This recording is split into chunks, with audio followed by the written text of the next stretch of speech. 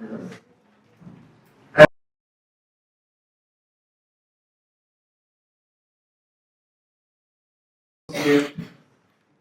think tank, Kalinga Institute of Indo-Pacific Studies, and come all the way from Delhi to share some thoughts on the global order.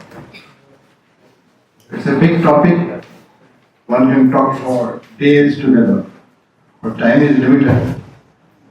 So I'll make just a few references to this. I'll be really happy if you have questions or comments later. We can engage in an interactive session where I can learn from your questions and comments, and I can share my ideas with all of you. Before I come down straight to this interesting topic, the Swamiji said it is a great day because the topic is great.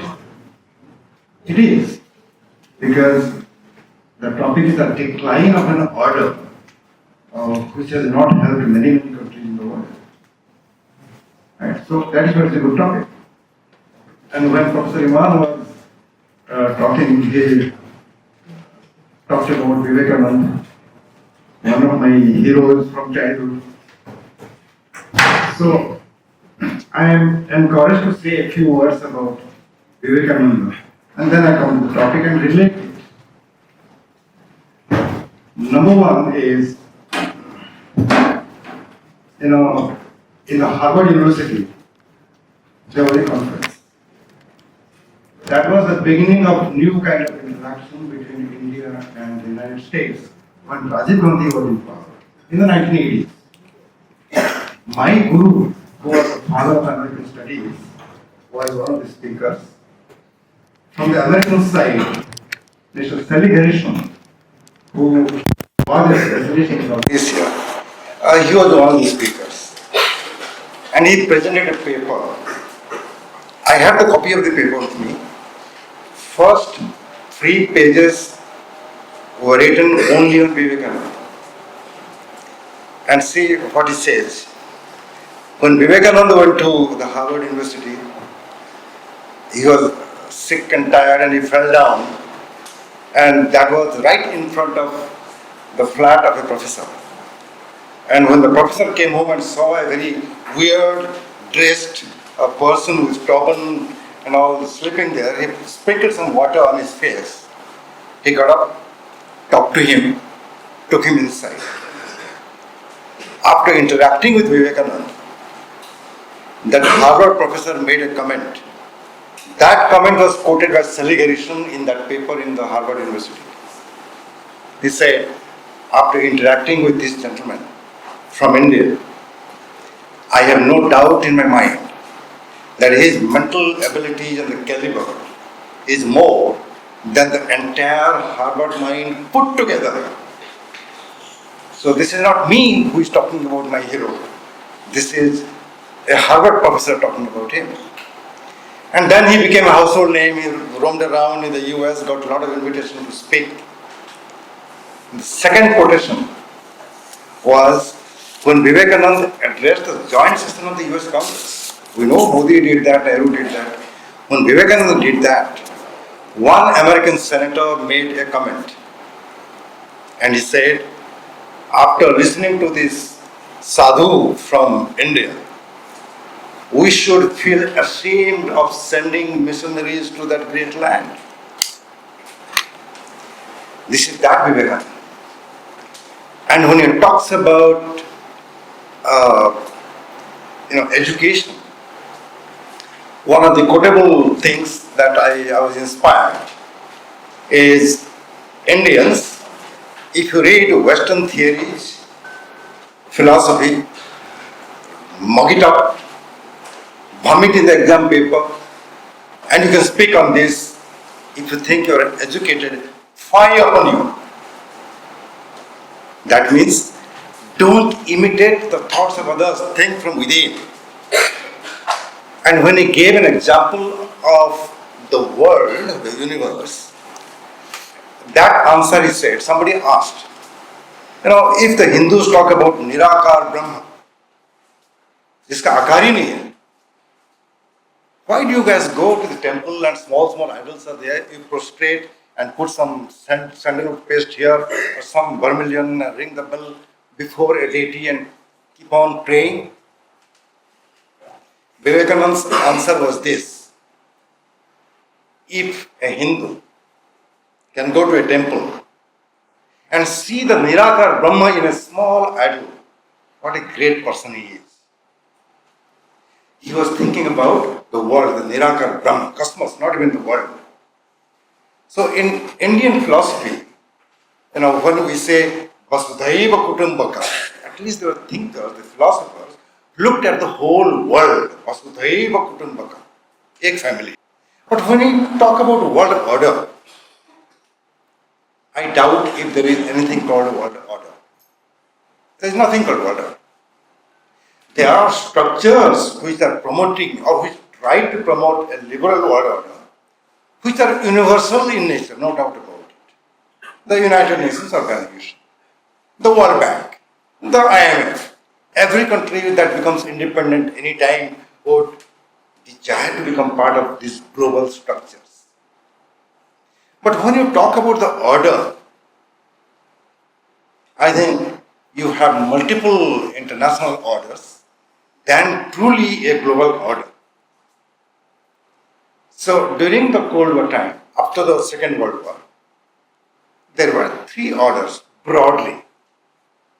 One was the liberal order, championed by the US-led Western countries. There was a socialist order under construction by the former Soviet Union, along with other socialist countries or communist countries in the world. There was a third world order which was attempted by India and a few countries by bringing together the newly developing countries, and we called it a non-aligned order. So if you go by what Vivekananda used to argue and then look at the Western theories or writings on international relations and politics, basically they talk about liberal world order or the socialist world order. Nobody cared about the non-aligned world order. It was not perfect. It was an attempt by developing countries, newly independent countries, but it was there. You can't ignore it. Right? Now, the second point that I would say is for about 40 years plus, initially it was a big effort to create a liberal international order by the US. That is how you saw construction of the United Nations, signing of the Charter, creation of the World Bank and the IMF, and then these are all the structures. But in terms of work, not the structure, the US created those institutions which will ensure the dominance of the USA in the international order. In terms of military, they created NATO. In terms of economy, they instituted a Marshall Plan. Marshall Plan was about economic recovery in the European countries where the former colonial masters were down and out economically. There was no Marshall Plan for Asia or Africa or Latin America. It was for the Western countries. But at that time, it was possible for the USA because the US was the richest country in the world. 50% of the global output was only from the USA. It was a military power in the world, unchallenged. But slowly, as the world evolved, from the initial stage of promoting a liberal world order with a missionary zeal to protect the Western interest, a phase came which I call resistance.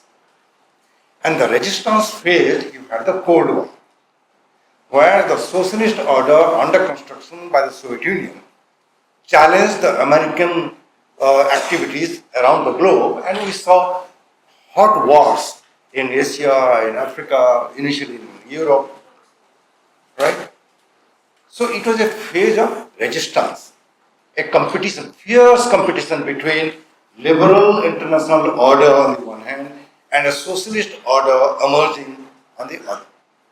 In between the developing countries under the leadership of India and a few other countries, they tried to promote the idea of another order, a non-aligned order, demanded the creation of a new international economic order, demanded the creation of a new international information order, and they were trying to navigate in the troubled water of the Cold War confrontation between the two orders. Again, it continued. Then the third phase of the evolving liberal international order, we found that in that competition, one order won, the other order collapsed, the third order became irrelevant. So much so that there was a gentleman, a professor called Francis Fukuyama, he declared end of history. Gadham, the term itself is wrong. How can you say end of history? Of course, if you read what he meant by that, he said this is the victory of the liberal order. That means he talked about the future. इसके बाद कोई लड़ाई होगी ही नहीं. We have won. They are down. But soon we found that the victory of this order was very short-lived. Whether you call it really a great order or something else, also think about it. There are a lot of debates. It was a unipolar movement. Because after the Soviet collapse, the USA yet again announced that we are the only superpower in the world. There is no competitor at all. Many countries, both neutral and the former Soviet friends, bandwagoned onto the American boat. We are with you. But nature एक ऐसा चीज है ना, arrogance ज़्यादा काम नहीं आता. It is short term.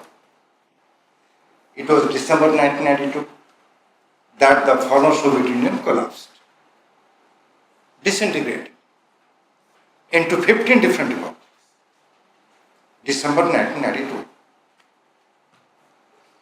In about a decade, 10 years, such a massive incident took place that punctured the liberal international world order led by the USA.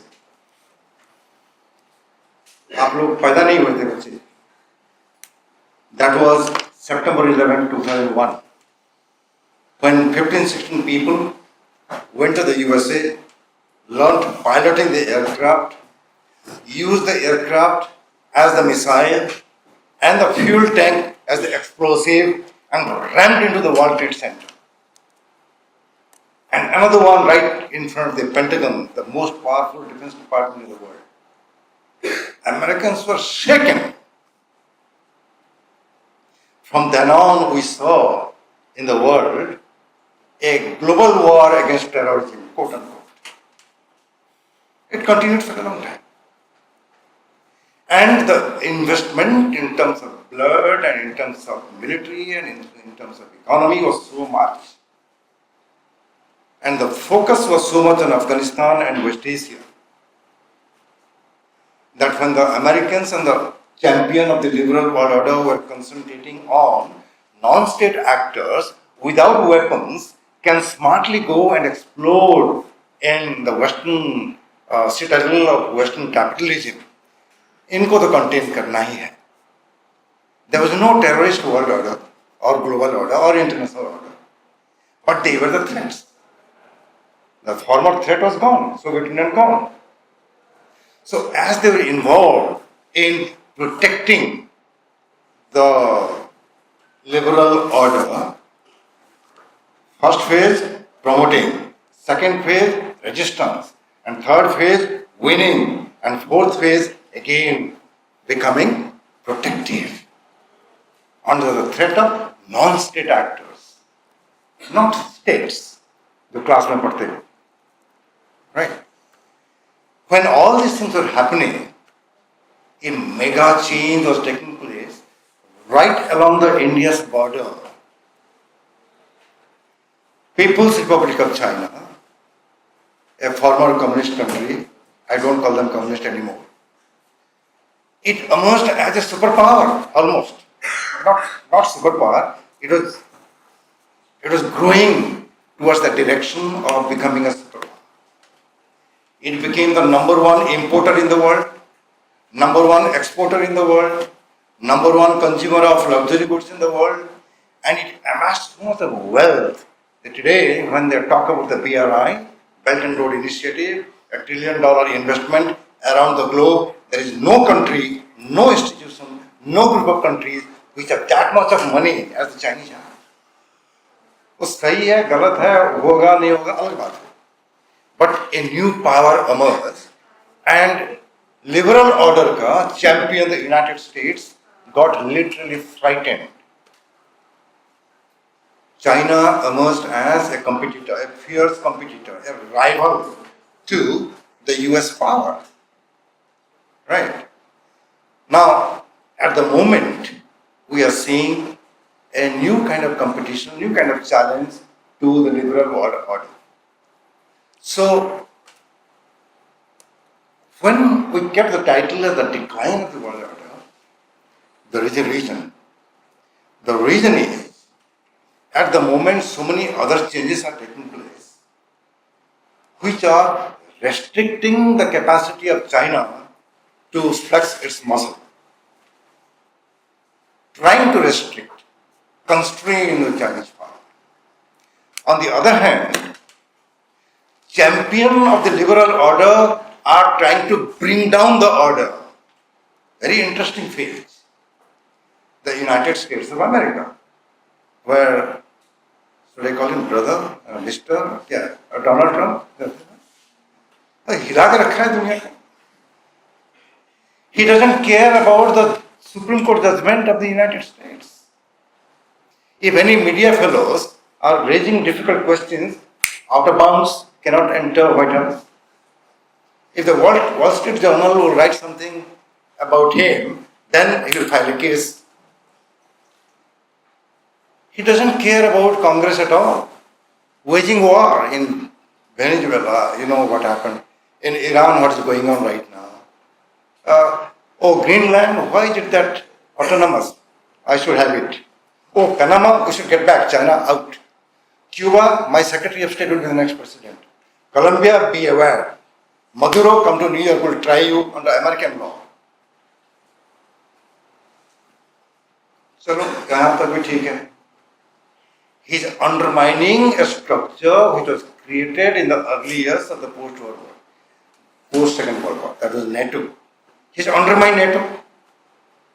He has undermined the alliance relationship with Japan and South Korea. He is going transactional, lend them, no alliance, no system, no long-term durability of anything. Lend them, bargaining. This kind of thing he is doing. We cannot undermine one individual because that individual is the President of the United States. The moment we are at a stage where the liberal international order, not the world order, liberal international order is under tremendous stress because it is getting weakened from within and it is getting resisted from outside, that is China. And in between you have a host of other major powers which are coming up.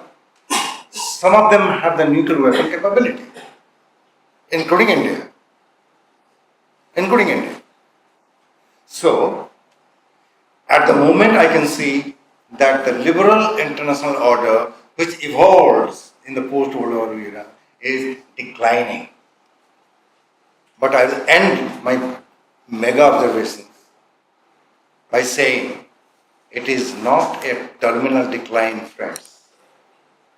It is not a terminal decline. It's not going to evaporate just like that. It is having tremendous amount of pressure and the stress, but it will remain for quite some time. Why? Because China, which became a very powerful country economically and militarily, did so under the same system.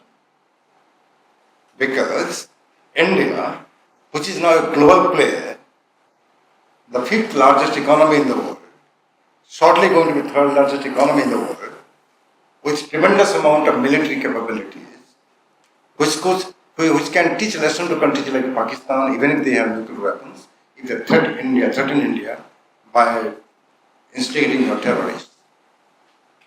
Because the European Union today is, at least it has woken up and trying to follow the India's footsteps. Strategic autonomy. We must try for a strategic autonomy of Europe, because the trust in the United States is very thin. It's becoming more and more thin. So some kind of Samudra Manthan in the international order is taking place. This is my first visit to this Ramakrishna Residential College, which is autonomous. And obviously I know about the contribution of this college in many areas. This idea of having this debate is so relevant, especially because of the changing dynamics of geopolitics and the way the world system has been unfolding. Nevertheless, the nature of international system has always been a preferred part of dominant discourse in international relations. And it was always debated that how the nature of the international system kept changing. It is not that it remains static, it always dynamic. While the Second World War was coming to end, the United States was not a power, but it had the ambition to emerge as a power. For the simple reason, they saw the decline of Germany, the so-called superpower then, and obviously many other constituents of Axis powers.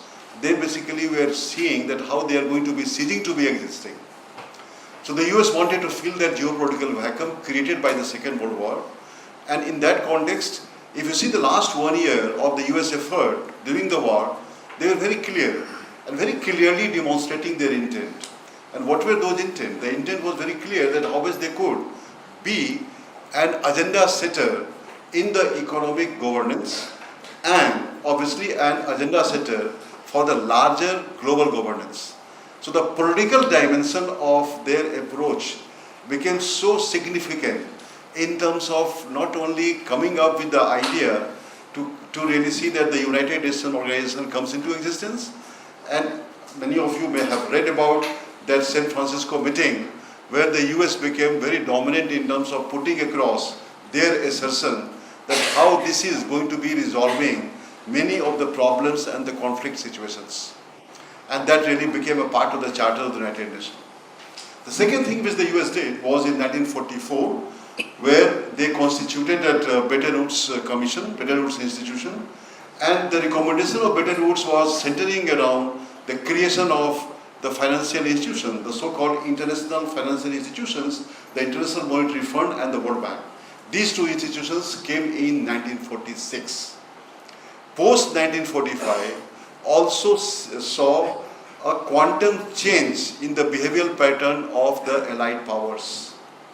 One of the close partner or the close member of the Allied powers, the Soviet Union, became an antagonistic power. And just because of their rivalry, which started, was very nascent in nature, and that is something which was largely based on ideology. And the US became a champion of capitalist mode of production, and obviously the Soviet Union took a path of communist mode of production. And that led to a greater difference in terms of their changing fundamental goals. 1945 also saw the emergence of international relations as an independent discipline because of the advent of nuclear weapons. Nuclear weapons obviously provided some sort of an assertion on the part of the US that how they could really set the larger agenda for the rest of the world.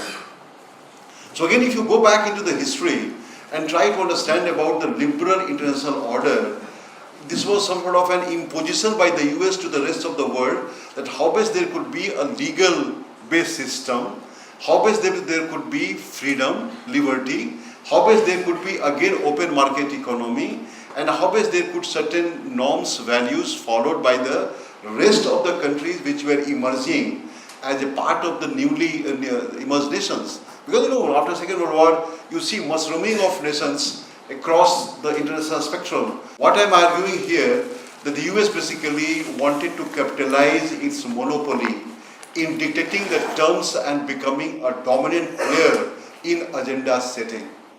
Agenda setting, they wanted to see that how they could create their sphere of influence, how best they could proceed further in terms of maximizing their interest and see that they remain preeminent power. And in that context, the elevation of the United States as a superpower, I think superpower concept needs to be understood by you, was largely because of the intent they had in elevating their status by acquiring the strategic core competency, and those strategic core competency gave them the impetus to move ahead and especially assert, demonstrate their will, and also see that how they reflect their fundamental goals, largely to tell the world that they can really take the control of the global spectrum, and they certainly could be finding solution to many of the emerging problems. There was a new beginning on the part of the US to see that how they are moving ahead in that direction. Many of you may have read about the US different presidents which really came, like President Truman, Eisenhower. They had a difficult time, especially in reflecting the US. One is that you demonstrate your capability, you demonstrate your will. Other is that how best you can get accepted by the rest of the world. So the acceptance part was becoming a challenge then, especially whether the US could really be taking some sort of control over the rest of the world. And they attempted that. Professor Mahapatra pointed out very nicely in terms of the third, the pole of the world order, which was never taught to any of IR scholars, that was NAM-led world order. You really have been taught only two types of world order. One is the liberal international order, and the second is illiberal international order. I don't think that anywhere you have been taught about NAM-led international order, which certainly was a very new beginning on the part of India to demonstrate its leadership qualities and see that how is that platform which India was building could certainly be demonstrating the needs of the, I will not say developing world, the needs of the emerging nations which were needing the economic assistance from these two power blocks. So what I am trying to argue and place before you is that the US intent was very clear that the NAM-led world order certainly is meaningless, it is irrelevant. John Foster Dulles, who was the Secretary of State of President Eisenhower, he basically openly stated that NAM is immoral. So you can imagine the type of the objections which they had in terms of India leading the way. I would like to draw a parallel, especially in terms of that how the US did something and meant something else. They never really adhered to the larger obligations which they had in terms of demonstrating the needs of the emerging nations or newly emerged nations. They didn't really demonstrate. I think you just try to assess the relevance of IMF and the World Bank. By and large, you will come to a point that International Monetary Fund largely served the purpose of the European countries, the so-called Western Hemisphere. The World Bank supported the ideas of the United States. There was nothing left for the rest of the world to get from this IMF and the World Bank. And there are umpteen number of cases where how they were biased, even if they were trying to really give certain aid, and how really challenging it was for the nation to bank on these IMF and the World Bank. So what I mean to argue here, that the two systems which they came up with, the UN system and for the global governance, and they wanted to really demonstrate that UN system really will have the ability to address to the larger challenge and achieve global peace and stability, that certainly has not been served. So again, the fractured UN system from within, especially from day one, and you see what really happened in the decade of 50s, you saw the Korean War happen, Taiwan state crisis, which really was demonstrating the US willingness to be seen as a country which can assume the responsibility to lead the global affairs. And obviously since then, you see a different China emerging. These two crises, the Korean War and the Taiwan States crisis of 1954, I think provided sufficient geopolitical impetus to China to really go in a different direction.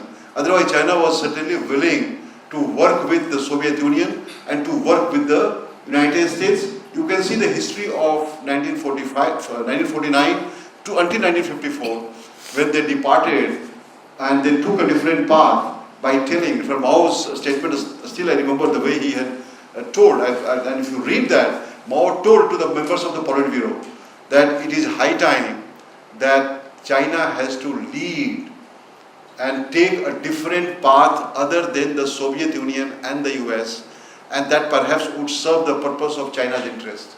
China cannot afford to get bullied by either of the power blocks, and henceforth China began its strategic program. What I mean to say here, that many of the developments which you see now, where the debate has begun with regard to the liberal international order and how weakening it has become, and how the decline is obviously being witnessed, I think that is something which is certainly has to be understood by an international relations scholar.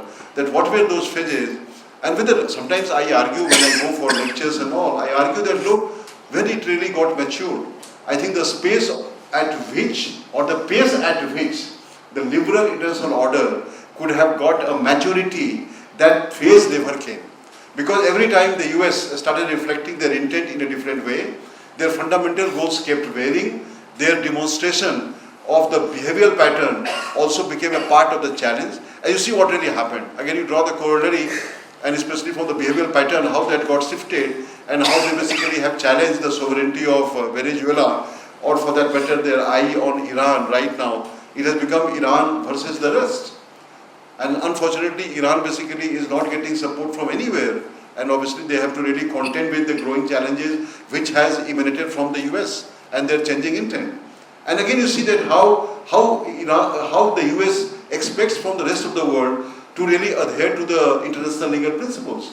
When they themselves basically have been defying the international legal principles, they themselves have been defying on one of the systems which they established, that was the UN system, that how this system could really be resolving many of the conflicts and could usher into global peace and stability, how the United States itself is changing the course of that UN system. I don't think that the UN system has any relevance in the contemporary phase. I think it has become completely irrelevant, and it is perhaps the US which has made that United Nations irrelevant. If you take any of the debates which happens in the Security Council, whether it was on the Korean War or on the Vietnam War, or for that matter, any of the demonstrations which the US did, especially in terms of resolving many of the issues, it has become more and more complicated. Even the war on Iraq, the debate basically which happened at the United Nations Security Council, that really showed clearly that obviously there is no space for the US to intervene in Iraq. In the name of promoting democratic values, democratic tradition, they went to Iraq, and they certainly further deteriorated the condition of Iraq, and whatever Iraq is now, certainly it is not stable. Now yesterday you may have seen the statement which President Trump has made, that we will make all our effort to make Iran better again. So what does it demonstrate? It says that, look, we are here to create problem, and again would like to resolve the problem. Ultimately, what happens when they go for the resolution of the problem, the problems get further aggravated. Iran certainly is a resilient country. Iran has the wherewithal to demonstrate their strategic potential in a manner by which they certainly could see that how best. Obviously, Iran is right now at the receiving end. Today is the 8th day of the conflict, and obviously they are finding themselves to be at the receiving end. And obviously, any of the principles of liberal international order, if you just take that and juxtapose with regard to the things which are happening in Iran, I think that could really give you a different answer about the intent of the United States. So what I am trying to argue here, that perhaps is one part which has created a void in the current context. What could be India doing? What could be India's role potentially? And in that context, I think it is the right time for India to really see that how best it could really assume certain part of responsibility. There is no denying the fact that the US remains on relative decline. They still contribute significantly in terms of the overall GDP of the global economy. They still remain preeminent in the science and technology innovation. There is no denying the fact.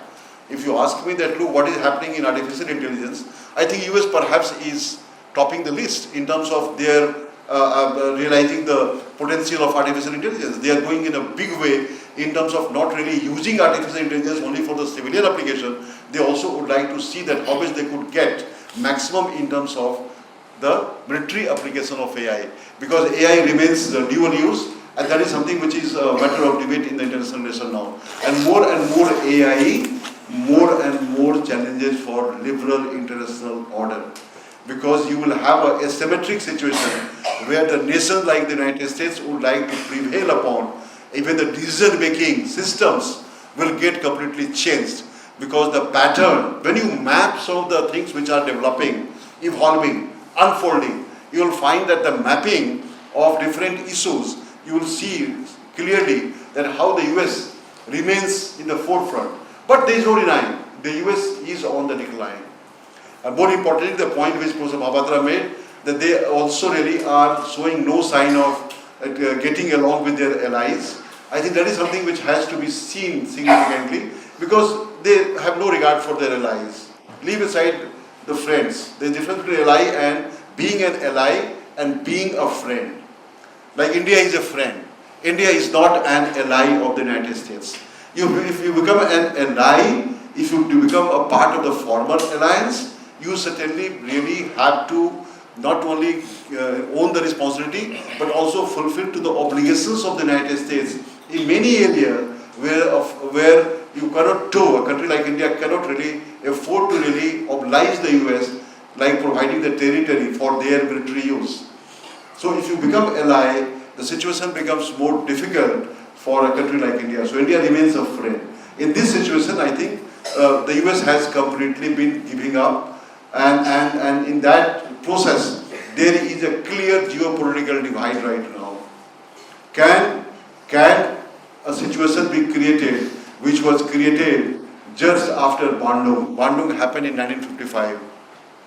And Bandung was a clear demonstration that there could be a potential scenario emerging where both the liberal international order and illiberal international order will not clash.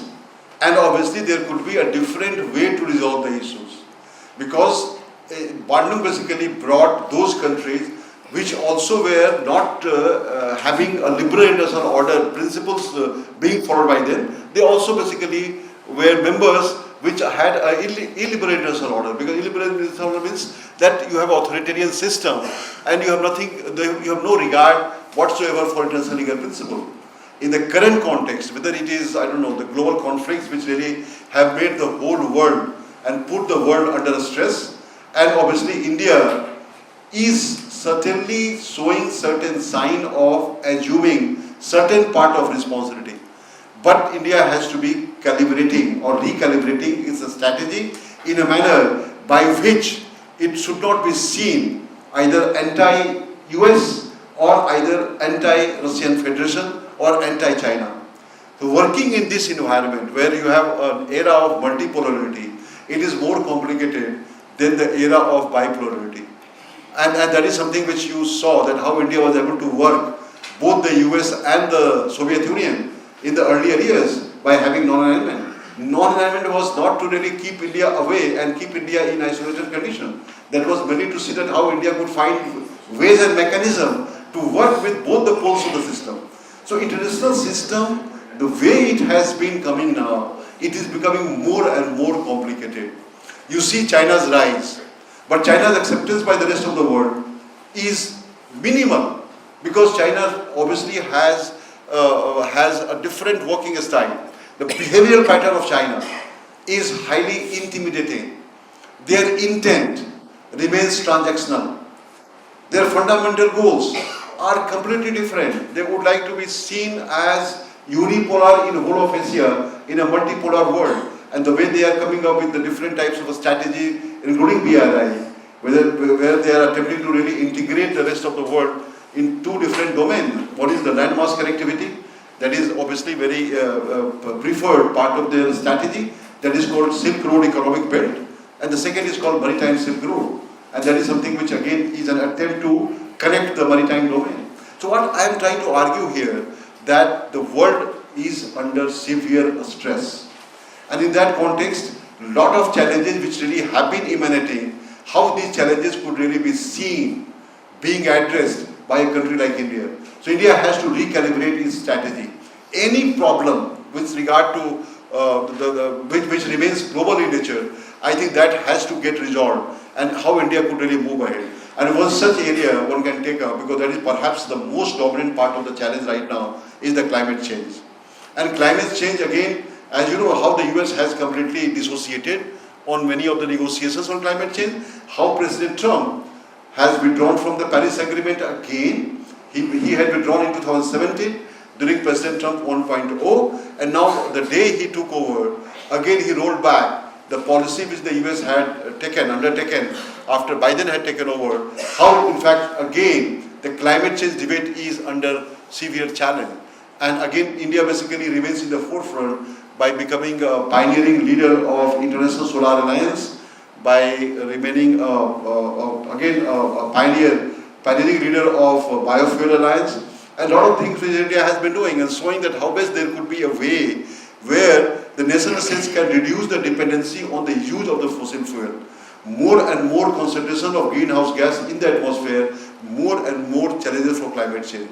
So again, there are a lot of, if you make a list of the things which really are supposedly given a proper solution, and one by one if you try to really place the rest of the world's approach, especially the US approach and India's approach, you will find India certainly is showing certain degree of seriousness and sensitivity, that how best India could be a part of the solution to many of the emerging global problems. And India is moving in that direction. So even if there is a crack from within in the ongoing liberal international order, there are issues which can certainly have to be addressed, because a nation which pioneered, a nation which really gave the concept of liberal international order, that nation itself has been challenging the notion of liberal international order, and that has to be understood by the rest of the world. That has to be seen, that how that vacuum which really is getting created can get breached. The world system right now needs to be breathing, and how that can really be done by India remains a preferred part of debate in international relations. So with this, I will stop it here. Thank you very much. Today we have been listening with attention to the finest minds who have been working this for decades now. Now for this audience engagement, we could have a few questions, sir. If you Please go ahead. some 4 or 5 questions. We should be very specific, just give our own introductions and not very large comments or observations. I believe we could ask, sir, because this is one of the rarest opportunities for all of us here to clear our doubts. Sir, if liberal world order weakens, will we see an alternative world order later where China takes place? But I have also listened to how Arvind sir says that China is perceived as a more intimidating country and transactional in its intents, but so is USA. And we see China is very active in with South Asian nations via PRI or CPEC. So I just want to ask that will China take place of the USA later in hegemonizing in its ideas if the liberal world order weakens? Yeah. Sir, what do you think would be the resistant ideology of China Ideology of China, okay. in resistance to the US approach? Okay. Thank you.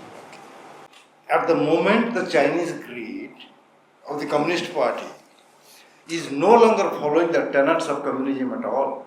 You go to Shanghai, you go to Beijing, you can see quite a few lakhs of young people like you roaming around with degrees and no jobs. Subramaniam Swami का नाम सुना है? 1970s में I was a student like you. He went to China, came back. विश्व युवा केंद्र दिल्ली में बैठे थे, बात कर रहे थे. He gave an example. You know, I came from communist China. What a fantastic place. Everybody has a right to work. I said, no, they took me to a factory. In the factory there is a big switch. There are 20 people employed to make the switch up in the morning and down in the evening. क्यों? Right to work.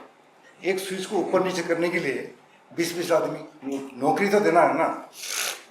Right? Today in China, the number of billionaires is more than the number of billionaires in India. Today, the societal and economic divisions among the people is huge. It is no longer a communist country. It is aspiring for earning wealth in whatever ways they can. So as the time passes by, their goal would be to have a government of the Communist Party of China, CPC, but the system would be make money. It's all hedonism. There is whatever ideology they may explain, this is the reality. Second, about your question, who is replacing whom? Very briefly, China is not going to replace the USA as long as Professor Kumar is the professor in JNU, at least.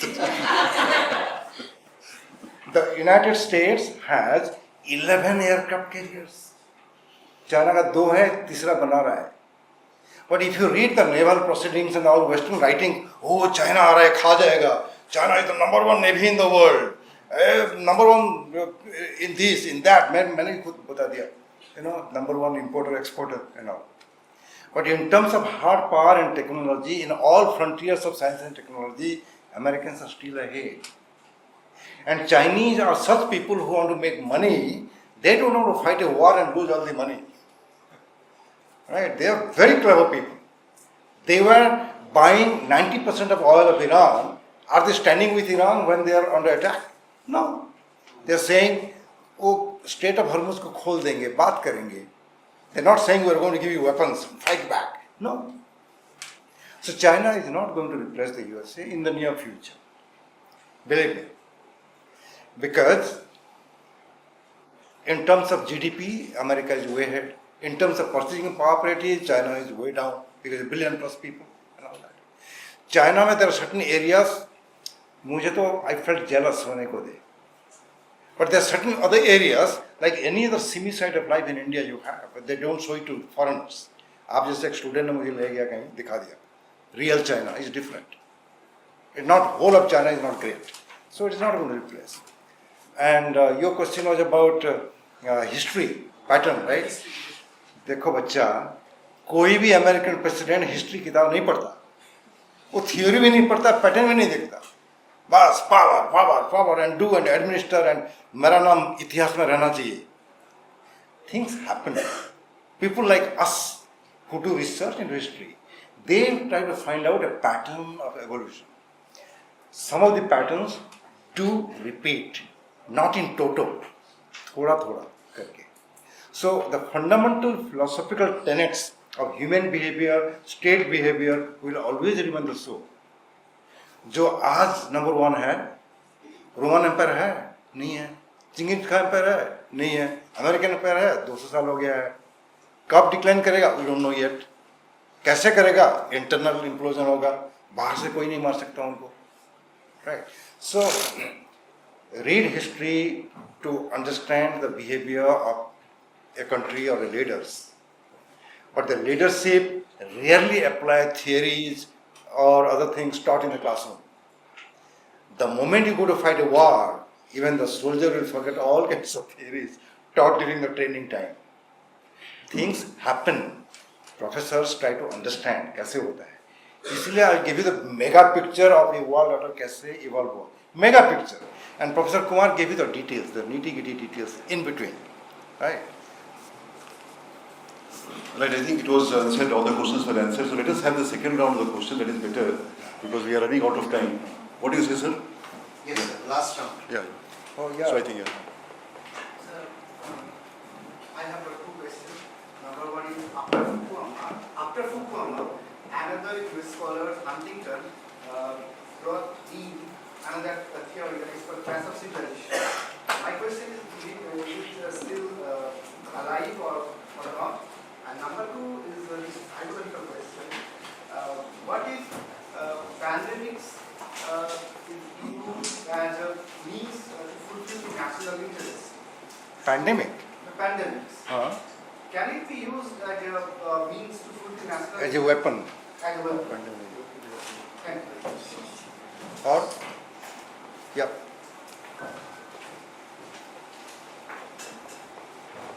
Hello sir, I'm Ashwamali from Presidency University. My question is to Professor Mahapatra. Sir, you have mentioned 3 orders, and I have a question regarding the socialist order. Specifically, I wonder if the socialist order led by the USSR was truly socialistic, or was the USSR merely using the socialistic rhetorics as a ticket to pursue their own national interest, as we have seen the Comintern or USSR punished Tito for taking help from US. Okay, okay. Yeah.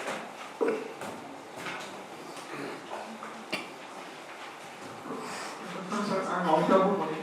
My question is, sir, all the UN reports point out to the fact that there is a direct relation between conflict and poverty. The countries which are more conflict-driven are moving more into poverty. So, is it the approach of the developed countries like USA to keep conflict on to keep those countries under poverty? Thank you. Okay. Yeah. Good afternoon, sir. I am Shopin from Banerjee. My question lies very similar grounds of her and his question on continuation of the cycle of multilateralism. Personally, I look at multilateralism from a lens of Escobar side and similar thinkers who see that the beginning of the very structure was unequal, which positioned the global north, global south as objects rather than equal participants. So, if hypothetically China overtakes or replaces US in a unipolar order, will the renewed cycle of multilateralism will be there, or simply a continuation of the same hierarchical system, since the global north is not being structurally exploited in this new era? So, will there be a new cycle of the continuation of a similar multilateralism? See, the asymmetric dimension obviously will keep continuing. Those nations which really were having the primacy in the strategic core competency will have obviously different ways to gain strategic advantages. The US will remain, a major country for achieving that. At the same time, if you see the multilateralism, the debate which is happening now, multilateralism versus minilateralism, that also is speeding up for the simple reason that most of the multilateral institutions, they basically slowly and steadily will get fade away. And once they get fade away, because UN system no one talks about anymore, unfortunately. No one talks about IMF and the World Bank other than the countries in the Western Hemisphere and the US. So you are talking about what? You are talking about BRICS taking the way, and also talking about it, how much there could be an alternate to the existing medium of the trade. Dollars should really not be recognized anymore. There should be de-dollarization. All the debates have started technically in BRICS, and BRICS also you see expansion happening. Now you have BRICS Plus. It is no more restricted to like 4 or 5 countries. You have a membership of 11 countries now in BRICS, and I see a list of countries waiting to get added in the BRICS platform. So you see a lot of changes are occurring. So I think there is no denying the fact that slowly and steadily you will find that there will be a new mechanism coming up, and obviously that could perhaps be addressing to the concerns. The question again will remain very important, whether the global south countries are going to be replacing the existing dominance of the US or the other countries. There again China, whether it's a member of global south or not, again remains a part of the debate, because you see China and India certainly is really global south. China will not accept India's leadership in global south. A lot of things are going to happen. So it's not that easy to change the structure of the system which the world has in the current context. On the various works which came in the later part of 80s, the end of history was very significant one. The Clash of Civilization, which came in the early part of 90s by Samuel Huntington, again was a very excellent work which really described that how the nature of international system is going to be changing.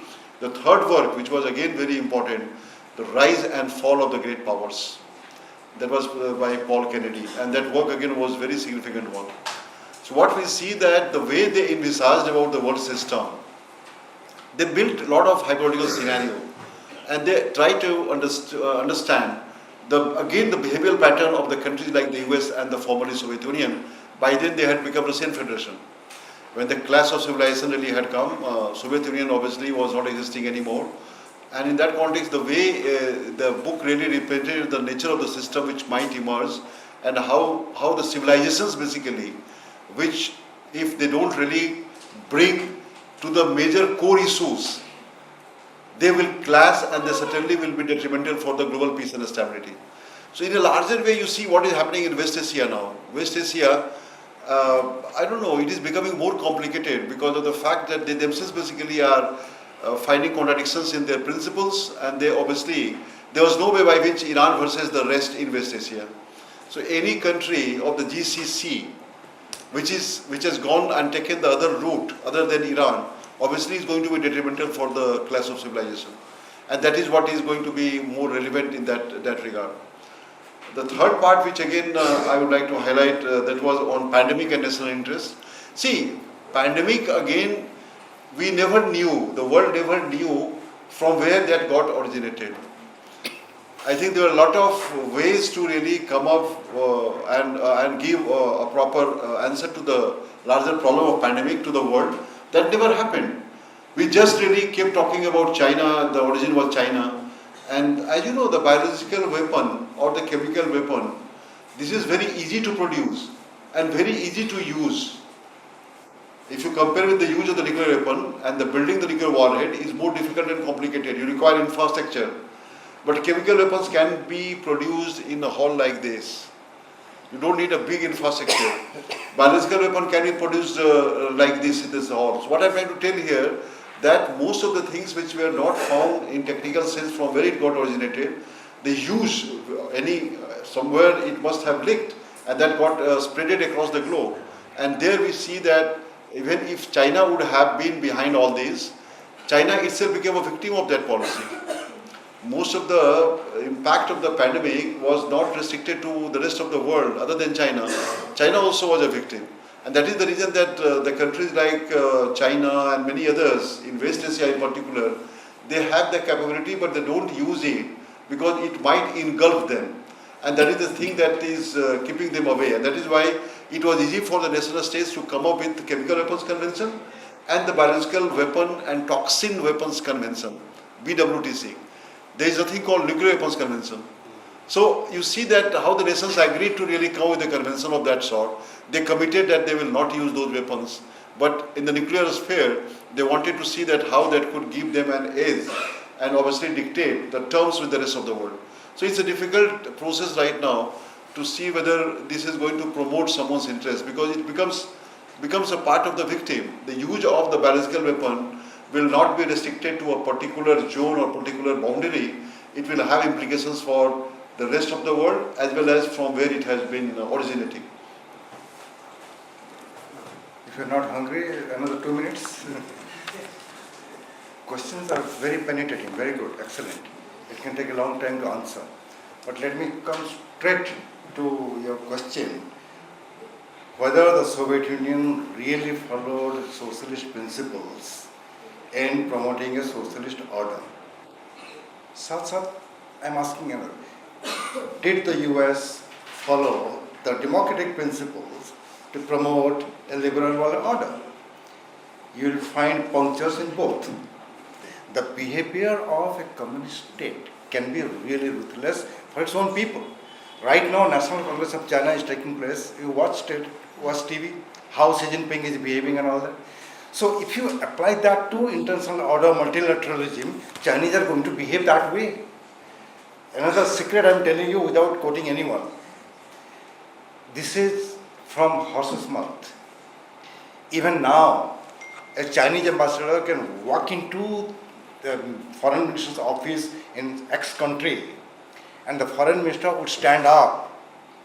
Publicly they will not do that. So their behavior pattern is different. So even if hypothetically China becomes number one, if you read their history, how they behaved in the past, even the people who are coming and giving them tax, they have to kowtow and behave in a certain way. They will do that They cannot behave the way the Americans did. Now, about the US, I'll not tell too much. There is a fantastic book titled Washington's Connection with Third World Dictators. Chandu Juan in South Korea, Ferdinand Marcos in the Philippines. Then you have Allende in Chile. You have Ziaul Haq in Pakistan. Some America ka dost the. And they were building liberal world order and promoting democracy abroad. Is there democracy today in the USA? No. So, practice and principle mein hamesha there is a big difference. In principle, everything looks very nice. When you practice it, there are a lot of difficulties come on the way. So, human behavior is the key. If you want to understand world order, international relations, believe me, I'm not joking or I'm not lying. Hotel se jab main yahan aa raha tha, I was thinking about the world order. I looked at Kolkata, left, right, up, down, sideways. World order is like that. There are fantastic bridges there. There are very lousy places there. Skyscrapers are there. Slums, terrible slums are there. You have elite people living in some place. You have very poor people elsewhere. Go to the sky and look at the earth. Same thing. Very rich countries are there. Very poor countries are there. The dynamics you can easily understand and better understand IR by observing things around you, the human behavior. Right? Thank you. Thank you for that.